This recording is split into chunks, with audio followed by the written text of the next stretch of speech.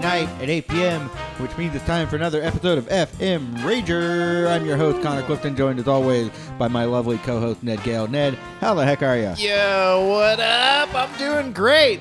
A little scattered. I went to the restroom before this and kind of sprinted back. No, we right in the nick we of did time. it. We got it. Yeah, perfect. Let's see, the chat's going off.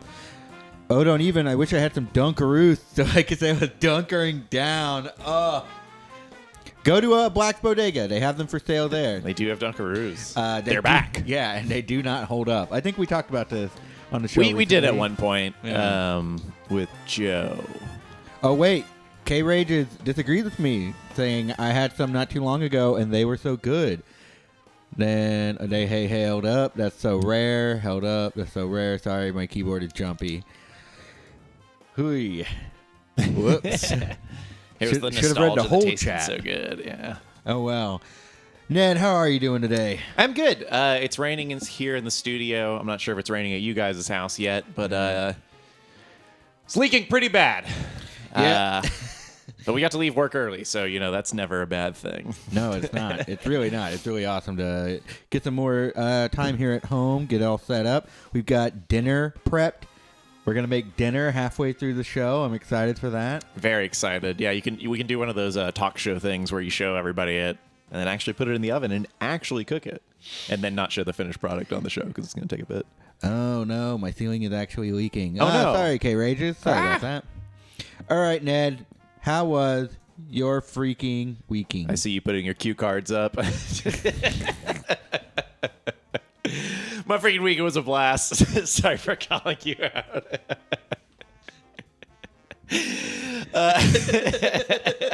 I positioned everything very specifically. No, you didn't. You fucking dickhole. All right, let's keep it going. What did we do Friday, Connor? We hung out with Nick, friend of the show and also host of Wednesday Night Rager. We had a nice little meeting about the future of the Effin Rager channel. So that was really fun. Just talking, shooting the shit, brainstorming. Big things coming soon. Big things. No, it was great. We had a blast. We had some wings. We played some Wario Ware, the new Wario Ware game, which is so good. The new Wario Ware is fantastic. You were saying that it makes up for the abysmal Wii U version? Yeah, the Wii U is easily the worst of an otherwise flawless franchise, in my opinion. Wario Ware is like my game. I fucking love it on every system. I think the Wii one is like untouchable. I do like the Wii one. The DS one is incredible. I played it again last night.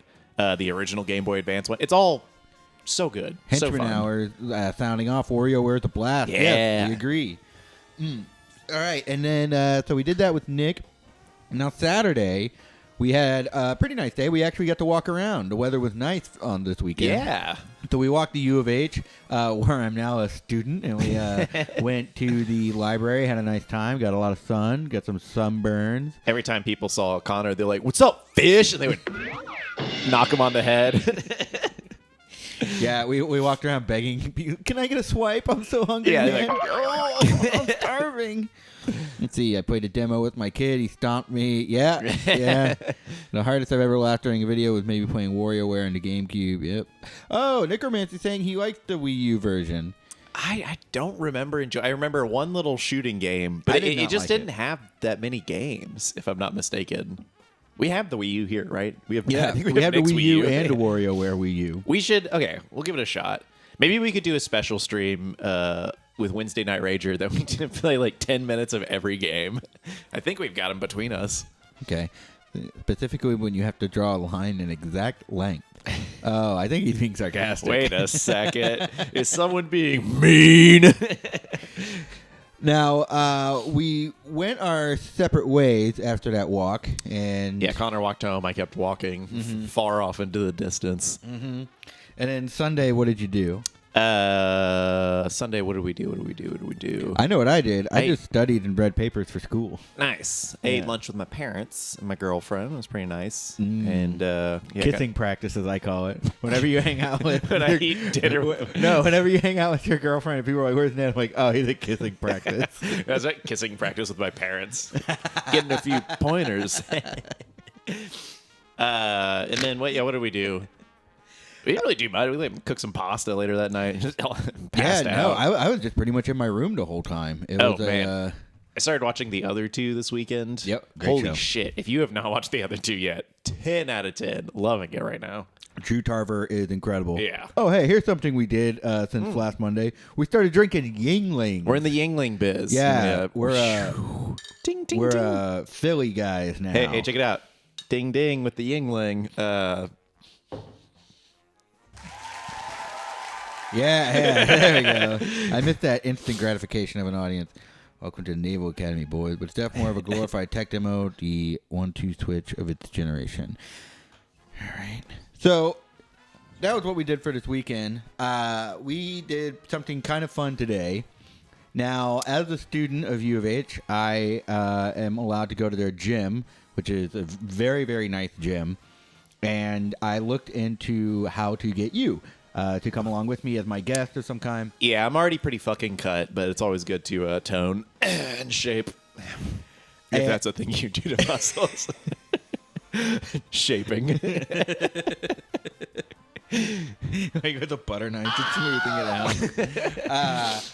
So anyway, we were talking about how can we figure out a way to get Ned in, because I think due to COVID, there's no way for me to allow a guest to come in on my account. It's very unclear. If you've ever gone to U of H or had to deal with U of H or worked for U of H, you know that no department talks to each other. It's very complicated. But anyway, so Ned and I came up with this idea where I hadn't got my student ID yet, so we thought, hey, why don't we try to, like that Dave and Buster's game, meld our faces together in a believable way where either one of us can take the path and don't be like, yeah, that's you. So, Ned, do you want to show them what we came up with? Yeah, so I took Connor's photo today, and then we took mine right afterwards in the same background, and we sent it off to Nick to run the forensics. And I think this is passable. Yeah. I dare you. Yeah. If it looks like Nick. We've gotten that a lot. Okay, this is option one. This is option one, kudos, guys. Kudos to Nick, actually, for putting the Minion on that shirt. Yeah, there was nice no extra Minion detail. No Minion shirt on today. And it wasn't until one of my coworkers said, look at the Minion. I was like, oh, God damn it. Okay, so this is option one. I think it looks pretty good. Pass or no pass. Let's I'll just flash it at you like an ID. Bill Paxton. Okay, and then one more this mix. Who I think looks like some guy who works at a zoo, but he also has like the biggest like vape rig that you've ever seen. Constantly leaking the fluid everywhere. Man, before I worked here, I was working at like pool supply store. It was pretty fun, like that kind of guy. Yeah, what the hell is Psycho Billy? Yeah, but he's a cool guy. Like, he's not a bad dude. Nick, if he pumps 6 out of PJs. Ned, last chance for ass grass or gas Clifton. Ooh, these are dirty roasts. I'll take them. And then we did have a final pitch final mix. we used, and we agreed this is the one to go with. This is the one. Yeah. So the fucking mouth. Oh no. Yeah, there we are. I think it's passable. I think either one of us can get into the gym with something like this. And tune in this time next year to see our super buff bods. Yeah. Oh, yeah, and everyone who was saying it looks like Bill Paxton. Guys, it looks like Jim Carrey. We did the math. And the other one, of course, Benedict Cumberbatch. And then didn't we have another one? I ran the Wario one through with some like soccer player. I don't know. Yeah. Oh, yeah. Okay. Just get a really long trench coat. Yeah, we should. Damn, not bad. Anything else going on, or should we just go for the guest? Should we pop in? Nah, man, let's do it. Okay. All right. Cool. I'm going to go preheat the oven while Ned brings our guest on.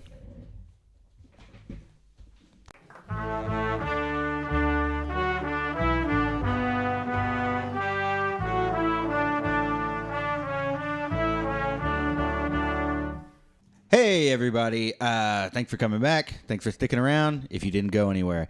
Your guest today, you know her, you love her. She is a storyteller here in Houston. She is the founder of the Mockingbird Network. You have seen her read stories at Grown Up Storytime. You've seen her everywhere. It's our friend, Brenda Valdivia. Hey! Hi! Hey, Brenda. What up? How are you? I'm good. I was just thinking about how much I knew you two were going to have a child together one day, and I'm glad to see it finally happen. You think that's a child? That was a grown-ass man. That's what our kind of parenting gets you. It's so weird. Just for the to record, look at them. this is not a child. It's so weird to look at them because they just seem like the worst parts of both of you.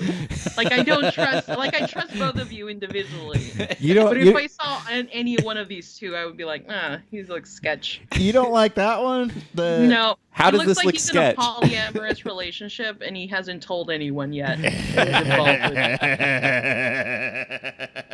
I'll leave these down here just so we can take them in. Oh boy. Okay. Well, you guys safe and dry over there with all this heavy rain that we're experiencing? So far, I mean, honestly, this animated GIF that Ned has that makes it look like it's raining is the most rain we're getting right now. Yeah, and it's very hard to deal with. Yeah, we scheduled an entire show. We had emergency services and meteorologists join our show, and they're like, it's pretty good out there, actually. Yeah, It's looking pretty good. In fact, I could just, and it's gone, no rain. Okay. All right. Can I go? It's like, yeah, you can go. Cool. Grabs his magic umbrella and flies off. All right, Brenda, let's get into the meat of the show, which is about parties. I know you've got some good stories here, so I got to ask you, do you remember the first party you ever attended? One of my earliest memories is waking up on a lawn chair from one of my dad's parties. And it's the middle of the night. And it's loud, blaring music. It's norteño. It's like, bang, bang, bang, bang. And then I'm being carried off to bed, and there's still like 20 people partying in the parking lot of my dad's apartment complex. Not bad. How old are you at this point? I must have been under 2. Okay. Wait, when you said woke up on a chair, I was assuming like 22, like, No. I mean, Mexican parties, like, if you don't have a babysitter, you just bring your kid. And eventually they'll pass out. And it's, they're there. So a lot of my early childhood memories have to do with just ragers happening all around me. Hell yeah. Yeah. My dad would, back when, I guess boxing's still really expensive to watch, but he would do pay-per-view parties. And he'd have this apartment complex with like 5-6 residents behind this corner store that he used to own. And it was BYOB. And for $5 you can get in and watch the fights. So we'd have about 50, 60 people just watching boxing matches. And it would just be all out block parties that would take over all of our streets. And we would constantly have fireworks, even though there weren't any fireworks for sale anywhere. We blow them up on the streets outside of the party because who was going to stop us? We're in Second Ward. Nobody, as long as it wasn't a gunshot, nobody cared. So, how do you prefer to party now? Yeah, what's your style? I'll be honest, now that I've gotten older, I miss those parties. There is this kind of communal experience about hanging out with someone for so long that you kind of hit a wall of exhaustion, but you're so drunk and you're so hyped to see each other that you just barrel through it. And the last time I experienced that was my grandfather's funeral. Um, we were in Mexico, and it was 11:30 at night, and it said on his schedule that the funeral was over at 11:30. So I'm like, okay, I guess we got to pack it up and go.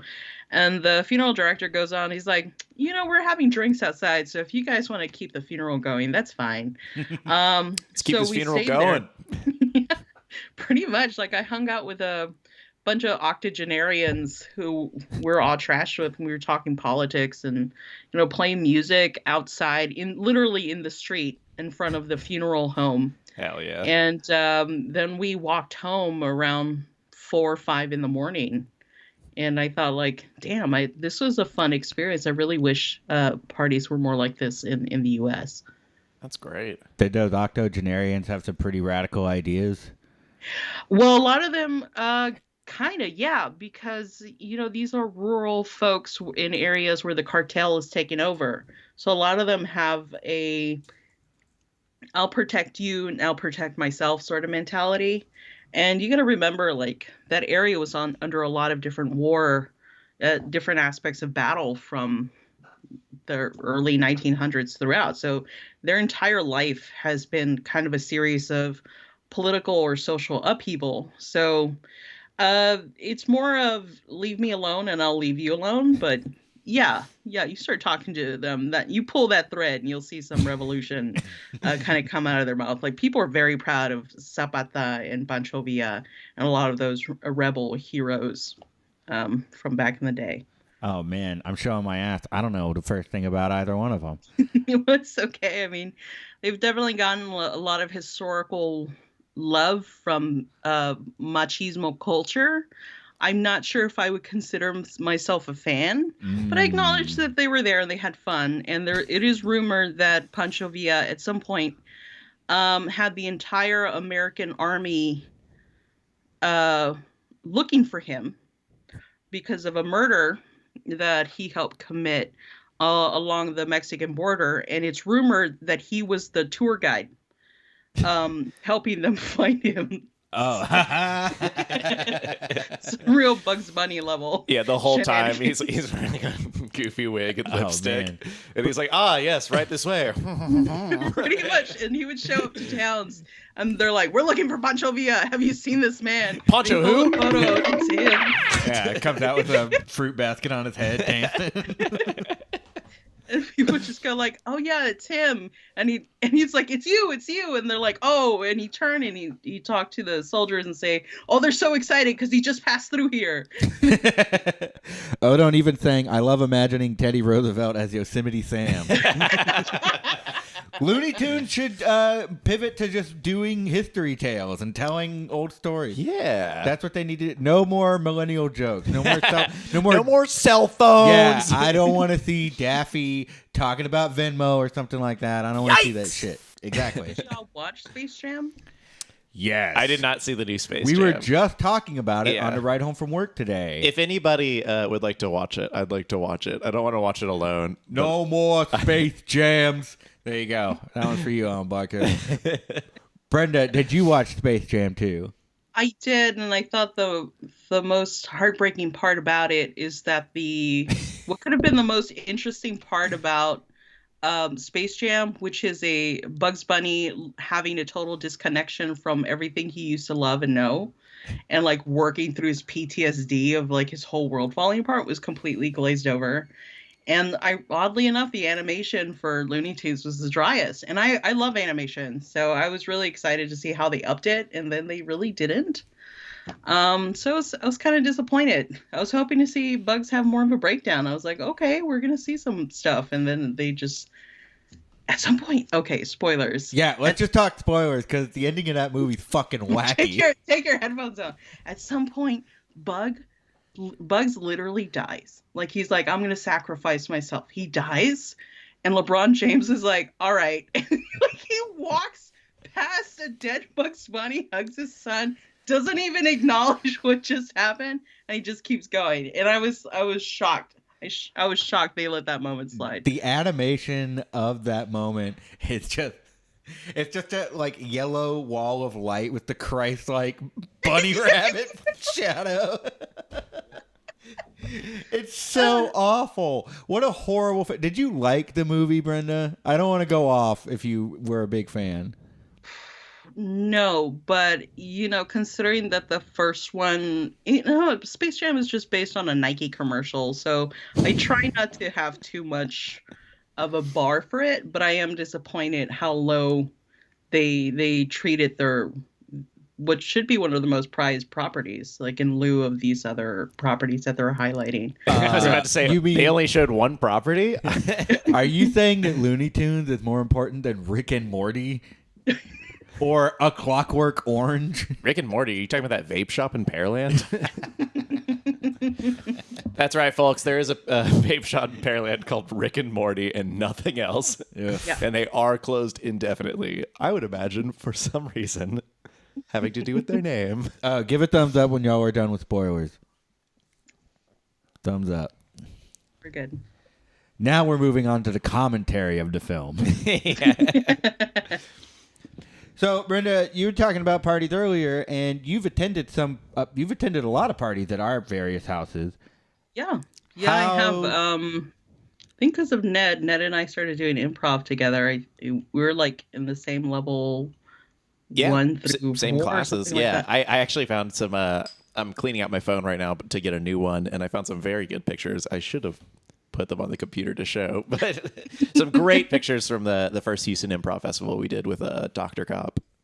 Yeah, I found like because we're a couple of years apart.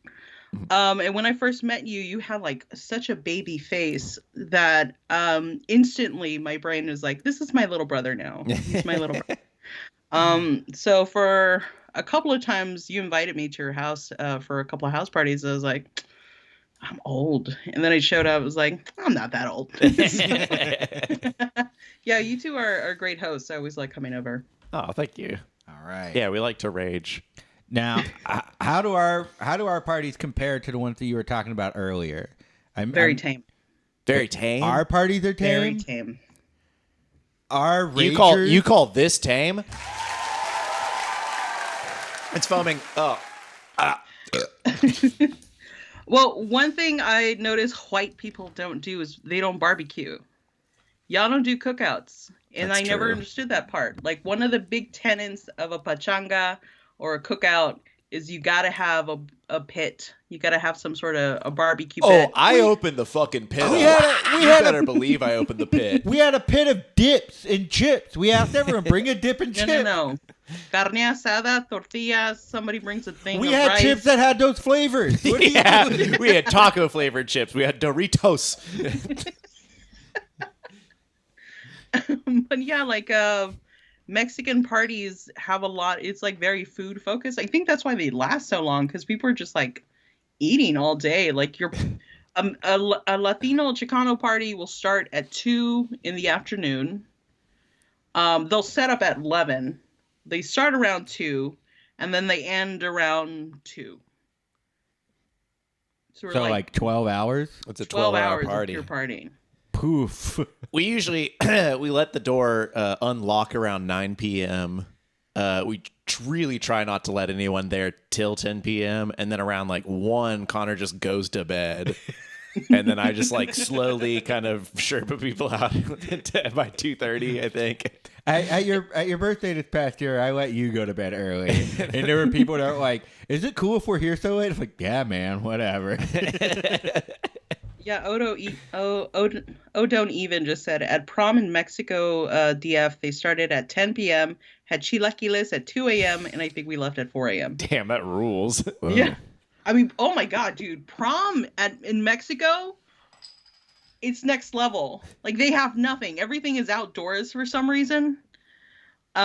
People show up, like, the entire neighborhood shows up for a prom. A prom! Like, everybody's walking around in prom dresses, and all of a sudden your uncle shows up with, like, a 48 case of Miller Lite. I remember prom. I used to throw the football so far. It's not even that. They're like, oh, I heard music, so I thought I'd show up. It's literally like a Pied Piper situation. You play Norteño, we show up. We tried doing that at a prom and we got kicked out. So I don't know what to deal with. Not even allowed back at the high school. They made me take a mug shot. It looked exactly like this. I do want to give a shout out real quick to Haunted Fortress for the best burn I heard about those. They look like two guys who are banned from the vape shop. Do not sell juice to these men. Bad credit. No credit line here. Well, yeah. Yeah, that's a combined 50 credit score right there.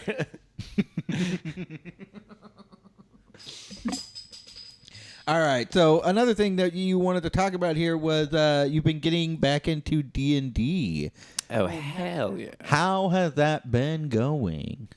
It's been going well. We used to meet up on Wednesdays. We switched it over to Tuesdays.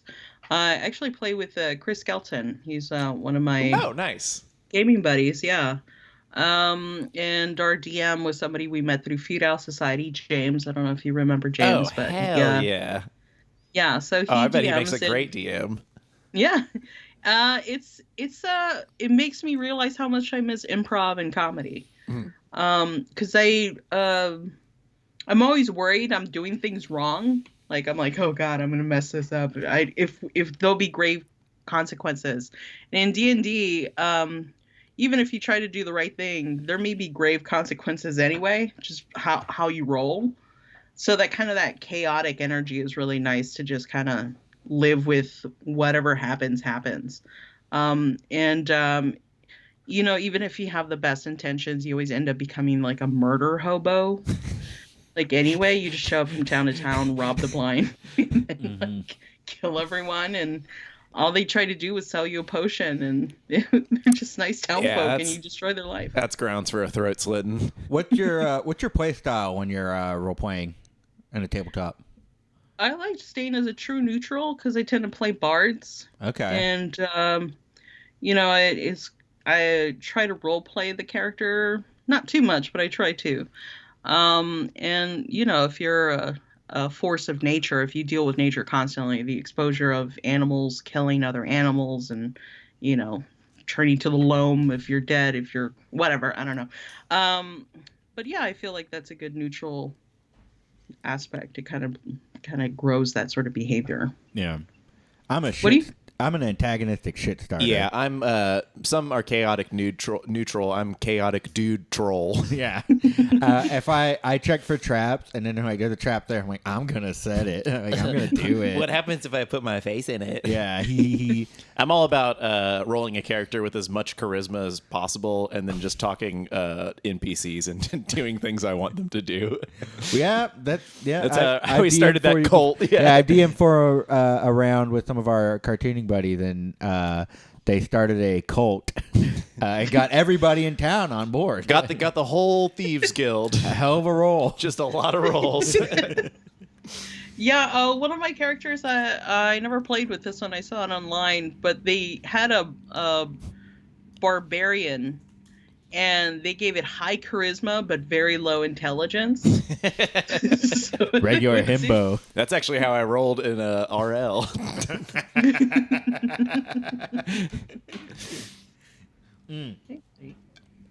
I'll be right back. I'm pretty sure I heard the oven ding. Okay. Well, while you're doing that, Brenda, what do you think this character is? Sorry.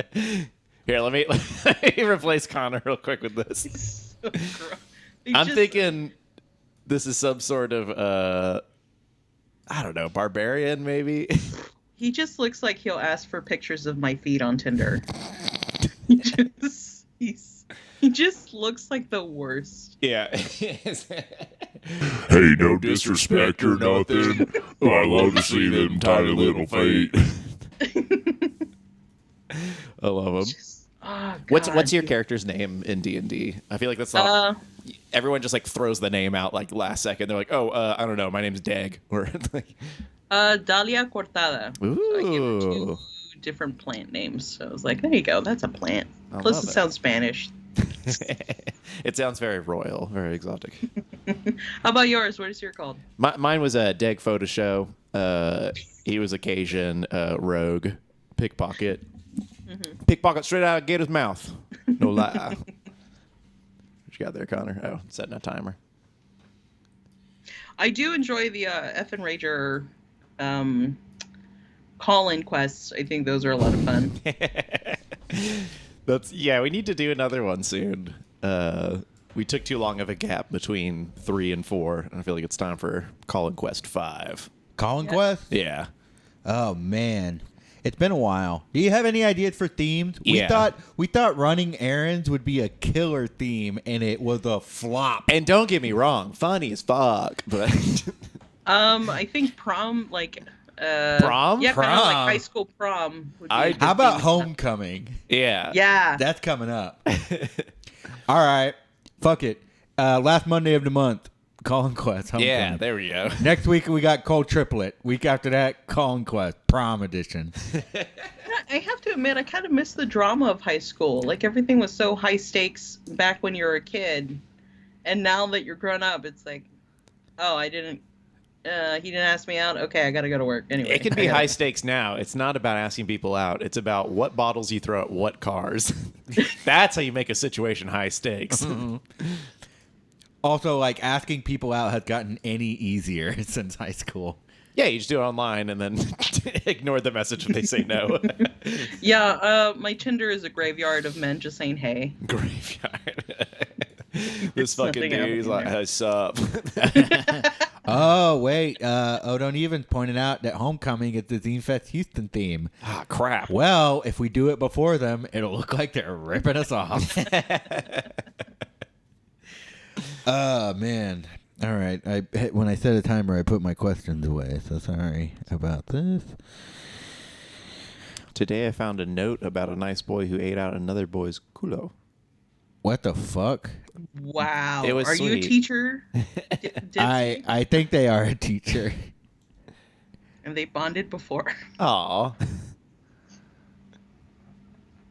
You know, the thing Was it about like it is- was it like a story, or was it too? You know what? I don't. So Brenda, you're also kind of pissed about how much more information you're talking about ADHD on TikTok. You like TikTok? Mhm. That's right. You've Yeah. been posting on TikTok. How have you been liking that? How's it going for you? I think you talk about how you're too old. I feel like I'm too old when it comes to TikTok. Yeah, I can't handle it. It's the first social media site that I'm just like, I can't do it. I just can't. There's definitely it's definitely a machine that learns your thoughts. Like, let's just get that right out of the way. You have to let it assimilate you. Like, you have to give yourself over to the machine. Because it'll give you, like, teens doing dances. And I'm thinking, like, I have no desire to see any of this. But if you, like, it's like vaudeville. Like, you're scrolling through, you see a bit that lasts 30 seconds to 3 minutes. Now it's 3 minutes, but 30 seconds to a minute. And you get all types of information, and you just click what you like. And it learns from your behavior. And I learned 2 things about myself. One, I like self-improvement. 2, I'm real trashy. Like, if it involves people fighting, stories about narcissists or almost getting kidnapped, I'm in. I'm like going through all of it. I want to know who they talk to. I want to know who their friends are.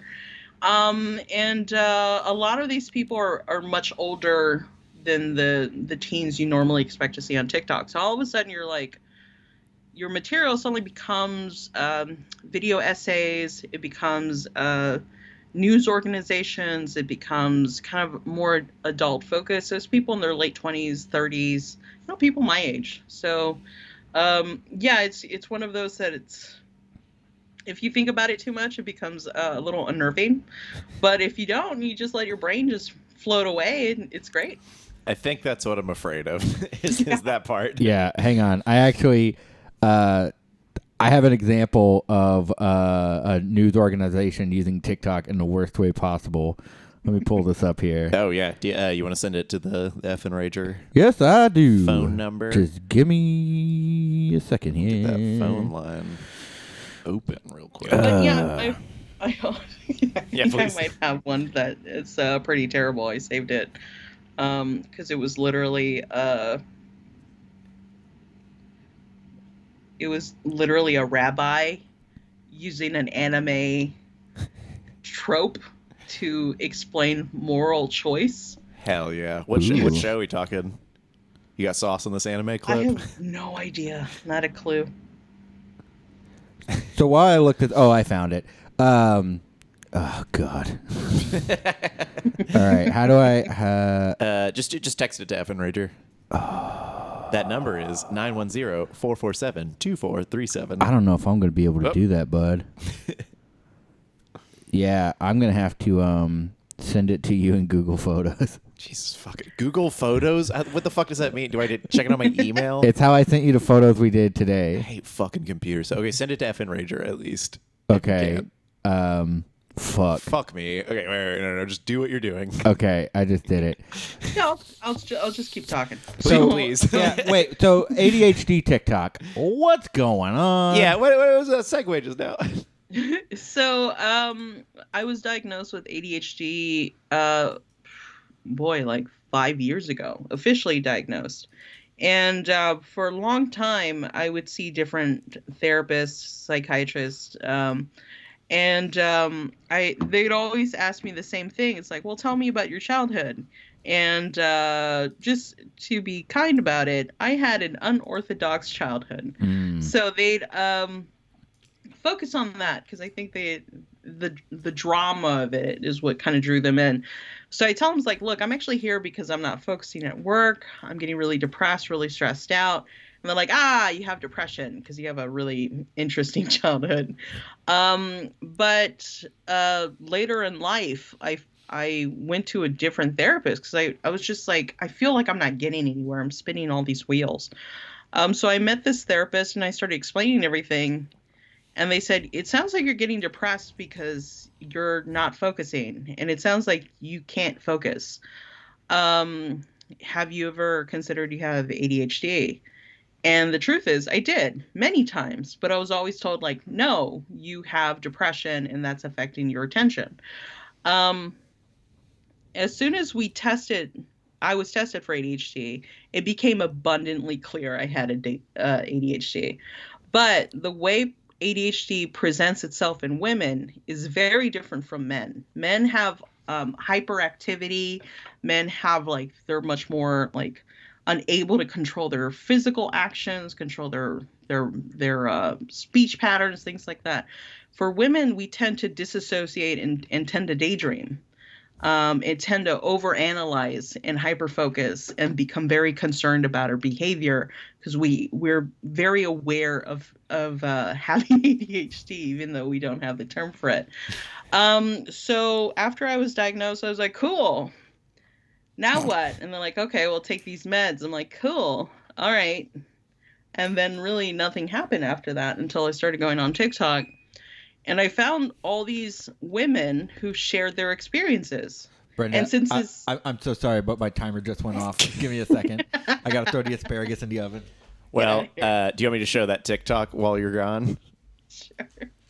All right. Here's what Connor was talking about as a bad example as a news organization using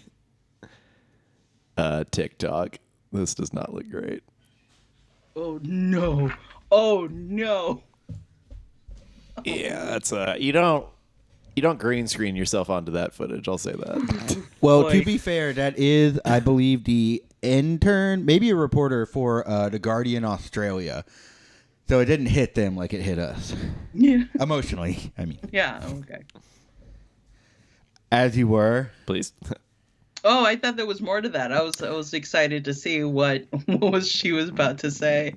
Oh, no, it was just a screenshot. Oof, boy, oof, that's a mess.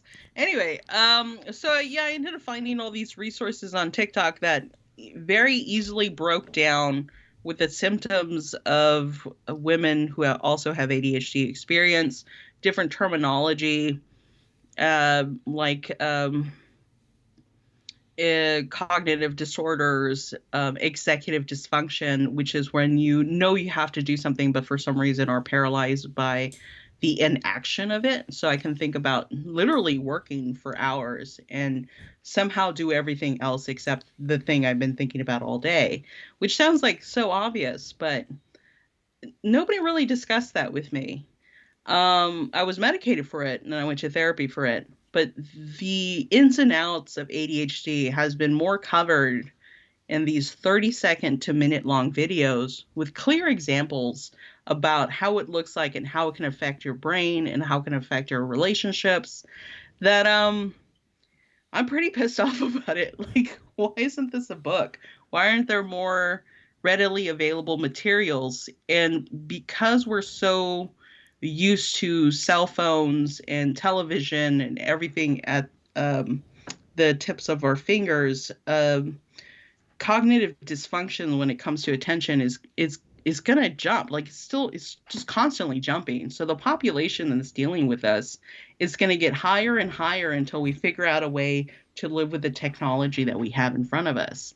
So I've been kind of obsessively thinking about that for the past 2 weeks, as I process all the information I found and been able to cross-reference with educated sources, so psychiatrists and things like that. Yeah. Is it easy to provide sources for TikTok videos? I do not use TikTok at all, really.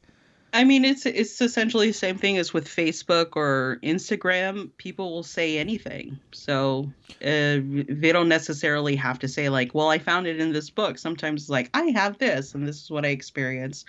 But you will find people who do say, like, I read this book. I found this information in this book. This doctor studies this thing.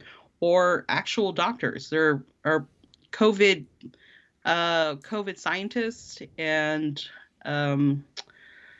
vaccinologists, epidemiologists, even heart doctors that are very popular there because people literally just ask them questions and they'll answer it in a 30-second response, and it just works really well for them.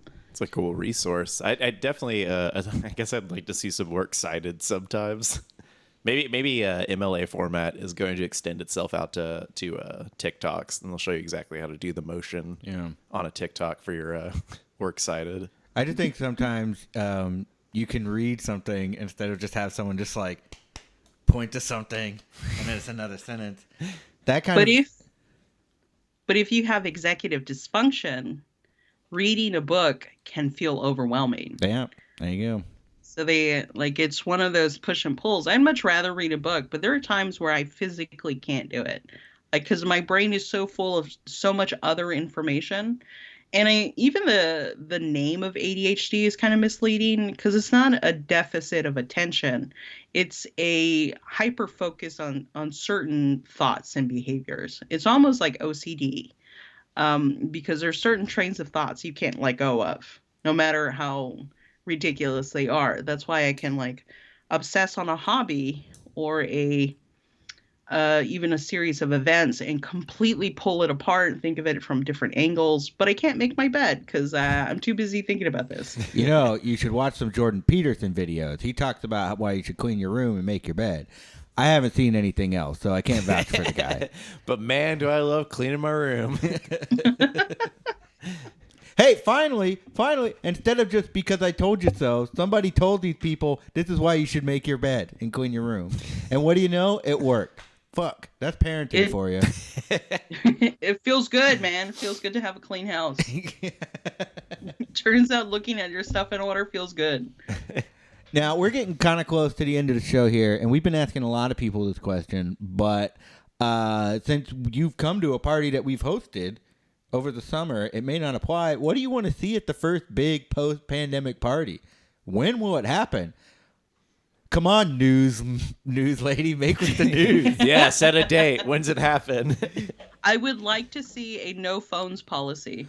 Ooh, we should get, what do we spend, like $10,000 on those phone baggies for everybody? NDA disclosure. A what? NDA disclosure. I like that. Everyone signs one at the door. Everyone sign it at the door. Leave your phones here. We're going to pretend it's the 1970s. This guy hands you a clipboard. He's like, you're going to have to sign an NDA before you walk in this thing. I hope it's outdoors so people feel free and they can roam around and have different stations where they can party in their own way. You know, a chill spot, a dance spot, another thing. that you like to do. I do like different stations at Yeah. a party, especially an outside party. This lends itself to maybe perhaps an obstacle course. Methinks.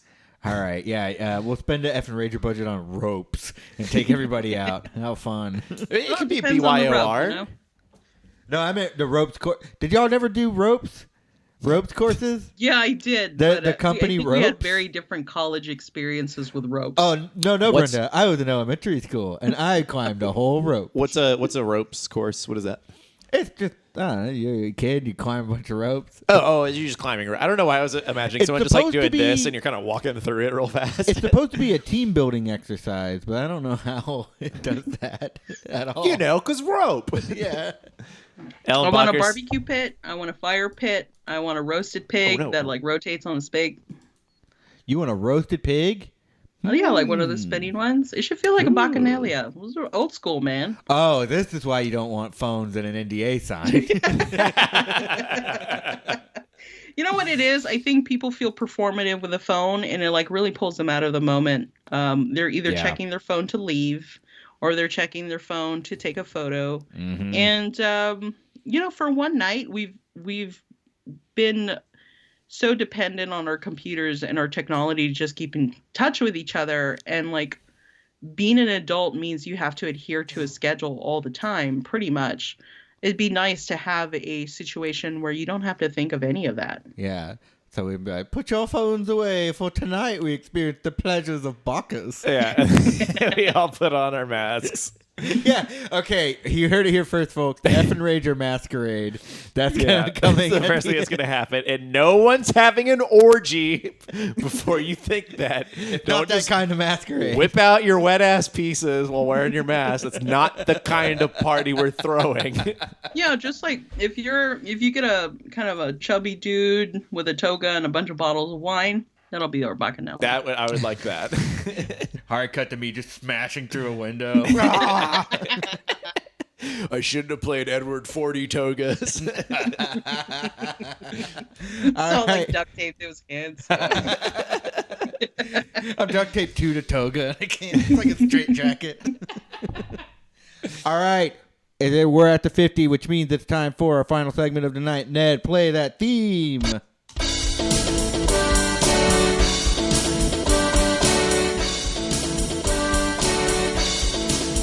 I want a new plug. Tell us what's going on. Tell us all the stuff you're doing after we sing this song. Brenda, what do you have to plug? I'm interviewing Sandra Cisneros, the author of The House on Mango Street. That'll be tomorrow. It should air this Wednesday at 3 to 4 o'clock on A Town Square with Ernie Manous. It'll be pre-recorded, so if you have any questions, send them on over. I will interview her tomorrow at noon. I'm really excited to talk to her about her new book, Martita, I Remember You. Ooh. Very cool. Very cool. Congratulations. And if people want to send you those questions, where can people find you on social media? They can find me anywhere on Valdivia, VALDEEVEEAH. It's easy to pronounce, impossible to spell. I'm going to spell it right now, and I know I'm spelling it wrong. Is that right? No, there's another E. Valdiva. Is that right? Valdivia. V. Okay, that's Two yeah, E's thought so. between the second V and the A. There we go. There's Oh. 4 E's like Evie. Oh, Mayo. God It's damn the it. way to pronounce my name because nobody knows how to pronounce my last name. Yeah, so check it out there. There's it big, I think. Does that Oh, make we it got a big? question in the chat. Brenda, do you still stream on Twitch? Ooh. I haven't in a while, but I plan on getting back to it. I really miss indie games, so I'd love to jump back and play some indie games and kind of a spookier game. So yeah, Ooh, yeah. More spooky games, please. Ooh, not for me. Too spooky. I really loved you playing VR. Like that was one of the funniest nights that I had in a long time. Hey, if Just you ever want to do one of those screaming. scary VR games, that's why we have the headset. Come over, get the pants scared Oh no, off I'm you. a total baby. I will start crying. It is the scariest thing I've ever done in my fucking life. Just putting the helmet on, and then the second you put the headphones in, you're like, "Oh, there's ambiance in this room. Fuck this." I think we can go ahead and let everyone know we're gonna do it in October. We're doing another VR Scaredy stream where I'm gonna be playing a scary game. I think I'm playing Resident Evil 8 in VR, even though it wasn't made for VR. I'm just gonna have to play it super close to my face. No, I think 8 is VR. Or wait, the newest one? What's the No, newest one? 7's Is 8? VR. I don't know if 8's VR. We're playing 7 then. Good Or luck, we man. can find a different scary game. Guys, if you have a scary VR game, why don't you send it on over to the Effin Rager phone line? That, God damn it, get the fuck out of the way, Tweedledee and Tweedledig. I heard Spyro the Dragon's pretty scary. You guys should get that. Wouldn't it be scary if I played Job Simulator? Necromancy says 7 is the only one in VR. Whoops. So if there is a scary VR game, I will play it. But it looks like we're going to be playing Resident Evil 8 for charity. We don't know what yet. We'll figure it out. Ah, shucks. Aw, fucks. I don't have anything to plug. Pretty busy lately. Ned, what do you have to plug? I'm at Ned of the Dead on everything. Guys, if you want to go to a show this weekend. Sorry, I was pulling up the flyer. I thought I would have this up already. Fuck, the music's fading out. This is so fucking embarrassing. I'm having the worst time of my life. Guys, if you want to come out tonight to... Oh, shit! Is it on the screen? Why is this so hard?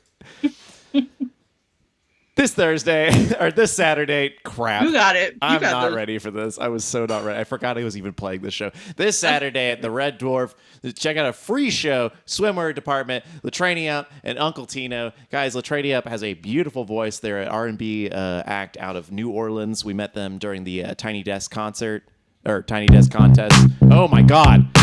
This music just going.